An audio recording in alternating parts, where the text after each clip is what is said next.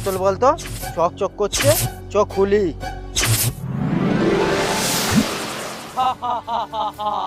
তুই আমাকে মুক্ত করেছিস, তোর দুটো ইচ্ছা আমি পূরণ করব।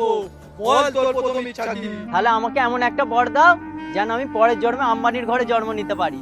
ঠিক আছে, তোর ইচ্ছাই পূর্ণ হোক। এবার বল তোর দ্বিতীয় ইচ্ছা কি? ঠিক আছে, এখন আমাকে একটা বন্দুক দাও। ঠিক আছে, হাতটা পাত।